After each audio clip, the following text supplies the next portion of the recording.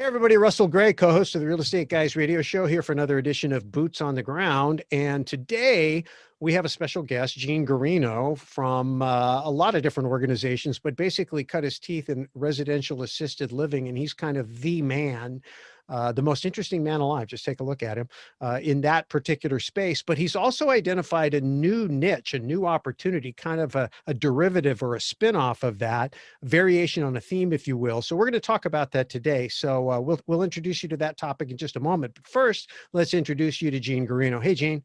Hey, Russ, how are you today? I'm excited to talk with you, my friend. Every time I think about you and how we met, I just remember that the night before I met you, I met Donald Trump. And the one and only time I was ever in a room with him, well, no, actually, the first time I was in a room with him, I was done it twice. This was before he was the president and the lightning rod that he became. But it's such a great story because I was exhausted. I got into Dallas like 2 o'clock in the morning and woke up at 6 so that I could go to the conference. And I wandered around looking for interesting people. And when I call you one of the most interesting people that I've met, that's true. You had the most interesting presentation. And back then, you were kind of on the front end of really telling the world about the concept of residential assisted living. So before we get into the new topic, just tell everybody a little bit about your background and how you got into that, the residential assisted living space. Yeah, well, thank you again for having me on. I always appreciate it. And it's always great to see you and spend time. So I've been doing real estate since I was 18 years old, and it wasn't because I chose it as a career. As a teenager, I was a professional musician. We had a music school, recording studio, small record label, and we were renting a house to do all of that out of from 16 to 18. By the time 2 years, the lease was up, and I'm like, this place is horrible. We're either shutting it down or moving out. Looked up the street, there was a for sale sign, and that was the beginning of the real estate journey. So we bought that house, converted it. We ended up selling it, made a huge profit, about $90,000. And that's when $90,000 was a lot of money, especially for two guys in their 20s. But we did fix and flip, buy and hold, the whole real estate gamut, the travels that people go through. But it wasn't until about 10 years ago when I heard about this residential assisted living where it became actually, that's when my mother started to need help. I had heard about it maybe 20 years prior to that, and it was just kind of a vague, hey, seniors are coming, it's going to be something good. But when my mother personally needed help, that's when it became very real. And she needed help. We couldn't just quit our jobs and move in and take care of her. We weren't designed to do that. So I started to look for, where do you bring somebody? Do you bring somebody in to take care of them? And what we found was really scary, kind of horrible. You walk through the front door, smell neglect. And that's where I vowed to create it. I said, I'm going to create a solution for my own mother that I'd be proud to have her move into. And I knew if I did, others would want to learn. So that was 7.5 years ago. And now we've trained thousands of people all over the country to do it. And it's been incredibly rewarding and exciting. And we're actually just beginning.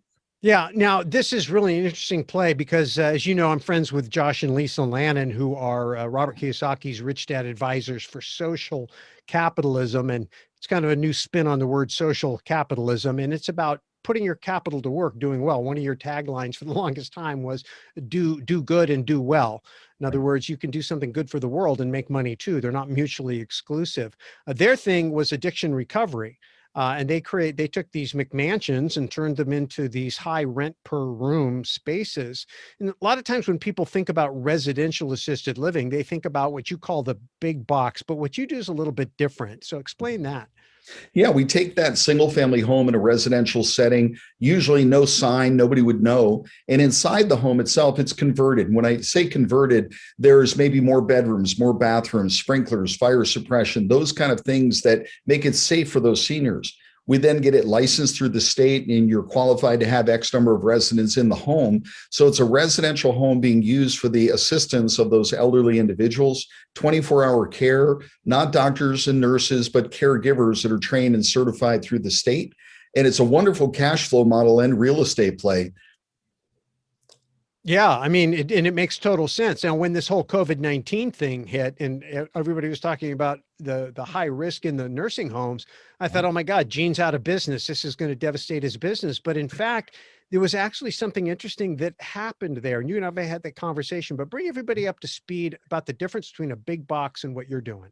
Yeah, when we say big box, whenever I say assisted living, most people think of that large hospital that was converted or the brand new country club type settings that are being built right now. So that's what I call big box: 100 beds, 200 beds, 300 beds or more. Ours would be a home where there'd be 6 or 8, maybe 15 at tops, seniors in that home. So larger homes in better areas are kind of what we focus on, that private pay. But the big box is hundreds of people where we're probably 10 or 12, maybe a few more. And the reason this works and makes so much sense is, if my grandmother ended up in one of those big boxes and I went and visited her, Mm. and their eating facility was nice, but it was like a cafeteria. There was a lot of people in there, and there were people coming and going, and there was a lot of staff. And you just think about the number of potential disease spreaders. And if you're in a pandemic, it's like, wow, there's a lot of exposure. It's not an airport, but it's pretty darn busy.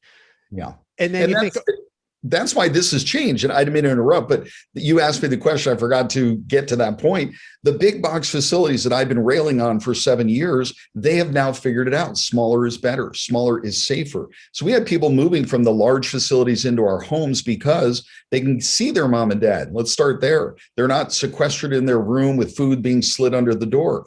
It's a home. So it's a lot safer. 1 or 2 caregivers versus 20 or 30 that are walking through that front door. So you're absolutely right. yeah, it's the same thing, that happens. We had the big downturn in real estate in 2008, as you well know. And people, oh my God, real estate's over. But what you had happen was a whole bunch of homeowners became renters, and it was a big boon for real estate investors because we became a renter nation. And so now these smaller facilities end up being more in demand because people are trying to get out of the big boxes. Because the choice is, okay, do we leave them in there and they're in a high risk environment? We bring them home, and oh my gosh, the whole reason we have them out is because we can't handle that.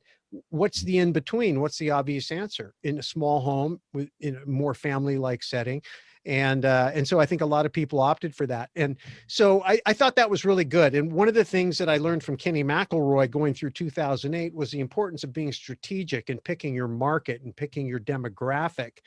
And it was actually because of what I learned from Kenny, who's coming on our Investor Summit at Sea, or was not at sea, Investor Summit on Sand this year in 2021. We're going to be in Belize. And so we're not on a cruise ship for the same reason we're talking about why people don't want to be in big boxes. But Kenny, was the one who really taught me how important it was to think strategically about your market, your demographic, and your product niche. When I realized that, I looked around demographically, kind of taking a play out of Harry Dent's page playbook. It was like, okay, well, what's the demographic? The baby boomers. Where are the baby boomers in life? And then when I went and saw your presentation, your whole opening thing, your theme was the silver tsunami, and Mm. how this is going to be a niche. This is going to be a wave of people hitting a season in life where there's going to be a big need for this particular type of care. And actually the whole COVID-19 actually gave it a little bit of a boost. Mm. And there's another side to this whole thing. It's not even just the care. What we're finding right now, there's a lot of people that are isolated, and that's a horrible human condition to be in. Isolation. That's a punishment in our penal system. But as a society, we're isolating ourselves and being told to stay away from others. And I really do think there's right now a huge opportunity in real estate and business for people that are saying, well, maybe there's a home that I could have that is for people that just want to cohabitate, so co-house together.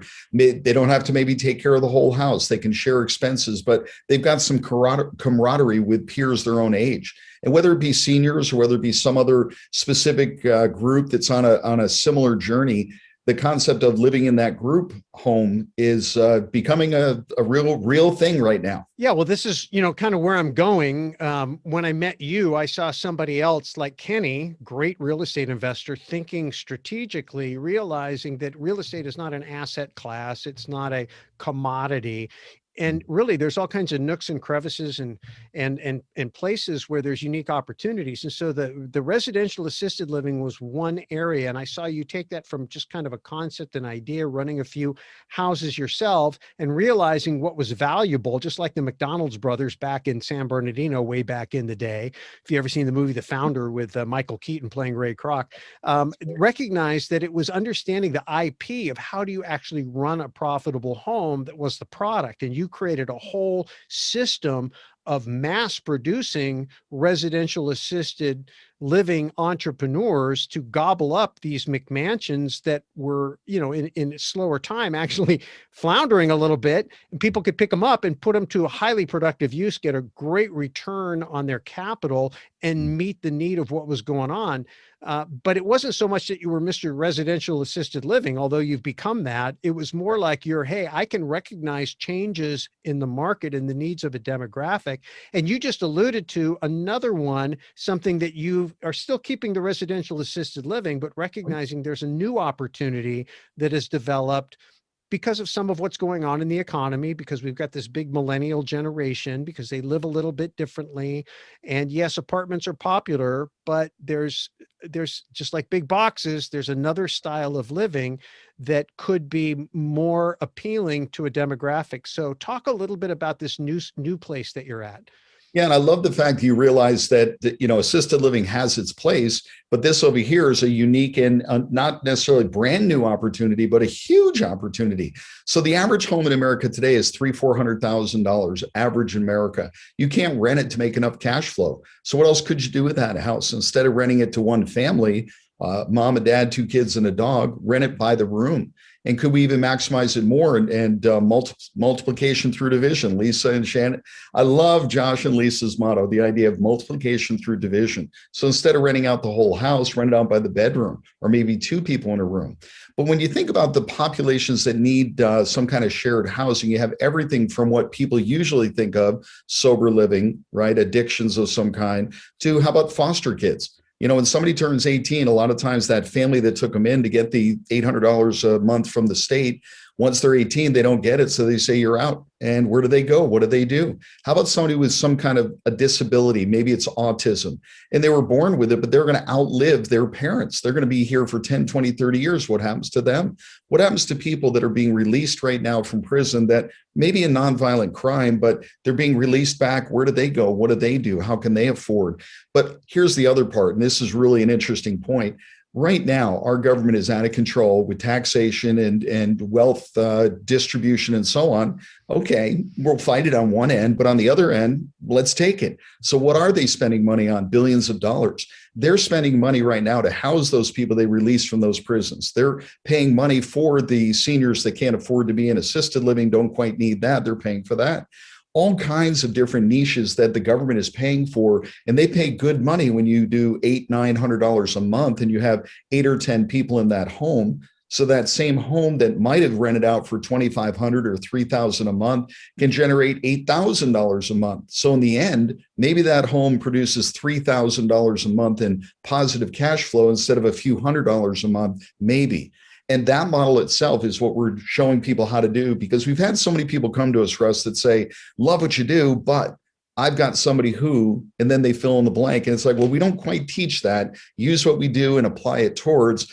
But we said there's too many people asking for it. The opportunity is too big. So we actually created that shared housing model so that we can show people how to do it that way. Yeah, well, I mean, and it makes total sense because it solves a few different problems. It solves a problem in a market like this where you could argue that prices are elevated. You've got super cheap interest rates, which you want to grab. Like, I want to get as many 30-year fixes as I can at 3% or whatever the number is, right? That's fantastic. The problem is to buy a property, you end up with rents it will not come close to covering. So that's a problem. That's one problem.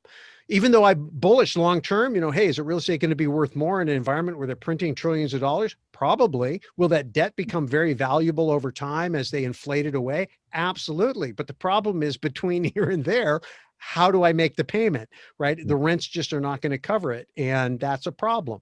So this solves it because you create more income per home. That's number one. Number two, that I love is it's like having a multifamily property in one property, right? Because instead of you having one person who signs a $9,000 a month lease, and if they don't pay or it's vacant, you're 100% vacant.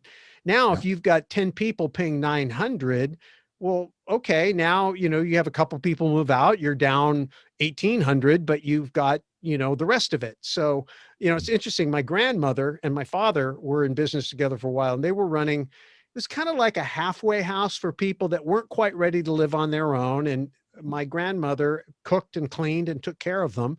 And these people were just not ready for prime time in society, but they needed a place to live. And she was the house mother, and it was not like a boarding house. It wasn't like that. But anyway, they ran 2 or 3 of these houses for a little while. And, I really didn't understand because I was just a kid at the time what the model was. But in today's environment, it completely makes sense to me. And the other thing is it gives people who see the idea of the silver tsunami, like, hey, I want to ride the silver tsunami. That's a big demographic. Well, the millennial is an even bigger demographic. Yeah. And so that's a way to tap into a different group that isn't the boomers. So brilliant. So tell us, a little bit about what you're doing in the space in terms of, are you training people the way you are doing in residential assisted living? You have a training program. Is that how it works?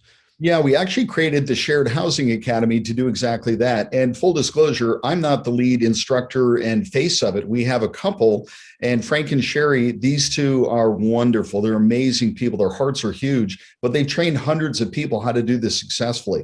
And whether you do it with a rented property, because you don't even need to own it, or you buy a property and then use it for this, it's something that I found, number one, is very lucrative. Somebody can jump right in. It's a real estate play, much less of a business play than we do in assisted living. So that real estate play, but they're really focused on the government pay. And what they're finding is there is no lack of need. The government is trying to figure out ways to reduce their costs, not just release somebody from prison. Let's say it costs them 50 grand a year to have them in prison. They could pay $1,000 a month to house them in a home that's clean and sober, and they have to follow certain rules. So the state saves a bunch of money, and the homeowner can make a boatload of money as well. And actually, I've seen these people. These are really nice people. I'm amazed. So many people that I think a lot of people who are listening are just like me. There, but for the grace of God go I. All the things we could have gotten in trouble for. And I've heard some amazing stories of people that, had an ailment, went to the hospital, had a prescription drug, became addicted to it. Next thing you know, they're in a car accident, kill somebody, which is horrible. But they were on this prescription drug and just totally out of it. It's not like a drug addict who's a criminal, and they end up doing 5 years in prison. It blows me away. And these are mothers with kids. So they're completely grateful. And when they get an opportunity to move into one of these homes where it is clean and sober and they're protected and it's being paid for by the state for a certain number of months, and then they can get a job and then they can move on. It's just such a win-win-win. It's amazing to me, Russ. Well, you had mentioned special needs also. Does that fit into this category also? It does. Yeah. Okay. Because we have a couple in our syndication mentoring club, then that's their heart. And they're teachers. They were teachers for years. They became extremely successful real estate investors. They've begun syndicating. And one of the first things we do when people come into the program is we, talk about their mission, vision, and values, and said, if you could solve one problem in the world and only one, what would it be? And this woman, her heart is for special needs. It's got to be a place where these people who can't afford to live on their own can have a home where they can have a sense of community, a sense of belonging, that it doesn't feel like they're institutionalized, and yet they're given all the support that they need, and it's affordable. And so I love that. And the other thing that you mentioned that I think is noteworthy, and I want to make sure I understand it correctly, is you talked about it saving the state money. Is the money, when it comes in from the government to like a Section 8 type thing, is it coming in does it flow through the person to you, or does it flow directly to you from the agency? Directly from the agency. So it's like Section 8. You get a check directly. It's like Section 8, but with Section 8, there's some nuances to that. It's been around a long time, and people who juice the system. This is newer, and there's billions of dollars being spent on this because there's homeless people right now. They're trying to figure out what to do, and they're building ridiculous places for them where if they really want to, the state could say, we'll pay $800 a month, and we'll put 10 of them in this home. And now they got a place to stay. So the state is looking for excuses to spend the money that they've. Well, you know how that works, right? You don't spend it, you lose it, right? You know how that is. Yeah. But yeah. You did mention though, excuse me, that you said state. So is this federal money, or is this coming from a municipality, a state, a regional government? A lot of times in programs, money is given from the feds to the state creates a program, but ultimately it comes from the state, the individual state. So whether it's Washington State or Arizona, they'll have different rules. Okay, and that's actually good news because I mean, again, I'm just thinking off the top of my head because I'm just hearing this for the first time. But to me, when I look at the federal government can print money and do whatever they want, right? But Mhm. the state government can't. State governments either need to get a bailout, like a bunch of them got a bailout in this last stimulus package. And you can, feel however you want about that, good, bad. Maybe they needed it, maybe it was unjustified. It doesn't matter. It happened. That's the point. But the point is, the reason they needed it was because they don't have the ability to print money. And so for people who are running a state that are trying to figure out a way to save money because they have to, you're saying that this is an opportunity for them to take portions of their population that they don't really know what to do with Yeah. and engage with the private sector kind of in a public-private partnership, but Yep. de facto alliance, I guess, and cut their budget, but also meet the need. Is that what I'm hearing? That's exactly right. And, let's take it one step farther because you and I think a lot alike. The concept of they're never going to actually cut the budget. They're just going to cut the budget over here and then reallocate it over there. They're never going to spend less, but it won't say prison on it. It'll say, school. It'll say something different. But that's how they save the money, is pushing it from one to another, pushing it off from whether it be a government prison or whether it be a private prison that they're sending money to. They'll send less there because they can house them someplace. And again, make sure we're really clear. That's just one. There's student housing. There's a shared housing model. You know what? Student housing is actually blowing up right now. I thought that was going to disappear. But what's still happening is these kids are saying, I still want to get out of the house. So now and the parents are saying, we still want you to get out of the house. And the people in the industry, what I have found is that they said this year was a banner year, 2020 for them. Why? Because people didn't wait till the last day when they're leaving class to say, oh, yes, I'll up. The parents are calling in advance saying, we want to make sure that little Bobby has his place next year. So they were actually signing their agreements way in advance. It blows me away, but that's the reality. So student housing, there's temporary workers that you can do, corporate housing, the foster children, all kinds of things. As a matter of fact, I'm going to put together a report and we'll give it to people. The top 10 things you can do with shared housing to profit from it. Yeah. And actually to get that report, send an email to shared with the D at the end, shared housing at realestateguysradio.com. And we'll get you that report. And then I think what we'll do is let's get Frank and Sherry onto the radio show and have a deeper conversation about this. I just wanted to touch base with you because I know you're a super smart real estate entrepreneur. I've watched you absolutely dominate your space in the residential assisted living from when I first met you to where you are today. It's just phenomenal. And more importantly, I see so many people, our listeners and other people that have had such great success in your program because what I appreciate about what you teach is, first of all, that you actually went out and did it yourself, owned homes, and you were coming from a place of not teaching theory, but real world stuff. And having been to your training, you get into the weeds. I mean, you get into the tactical, practical. And the other thing is you introduce people to networks of people who can support them in their efforts. One of the things a lot of people who are trying to syndicate or build any type of business, if they've worked as an employee, one of the flaws in their thinking is they have to know how to do everything themselves. And they have to master every nuance down to the detail tactically of how to do everything. And it's not humanly possible. That's the biggest mistake you can make as an entrepreneur. What you have to do is build great teams, set clear goals, and then let people begin to solve real world problems. And then out of that grows intellectual properties, processes, procedures, how to do things. And again, go back and watch that movie about the founding of McDonald's or read Michael Gerber's The E-Myth to understand the value of that. And Gene recognized that, right? You recognize that, you put all that together and then began to sell it to people, train it at a training program. Say, hey, what took me 5 years, 8 years to develop, I'll teach you how to do in 2 or 18 months or whatever. It's the same thing we do in our syndication mentoring club. So brilliant concept. Anything else you want to share with folks before we let you go there, Mr. Guarino? Oh, there's so many things. Have me back. We'll have more conversations. We talked a little bit of other things we could talk about, the eye care. But that's a whole. Yeah, we'll come back and cover that. So Gene's going to be is a regular at our Secrets of Successful Syndication, and pretty much almost comes to the summit. So hopefully you'll be with us this year in Belize. It's going to be a ton of fun. But Kenny McElroy will be there. So depending on when you're seeing this, it's June 2021. We'll do another one. This is our 19th annual. So I'm sure we'll do another one in 2022. Probably be a biggie with our 20th annual. Can't even believe we've been doing this long. It's insane.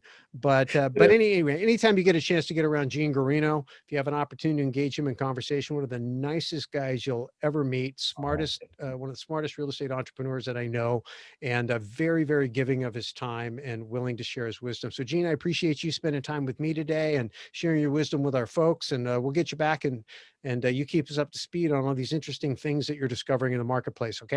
Will do. Thank you. All right, buddy.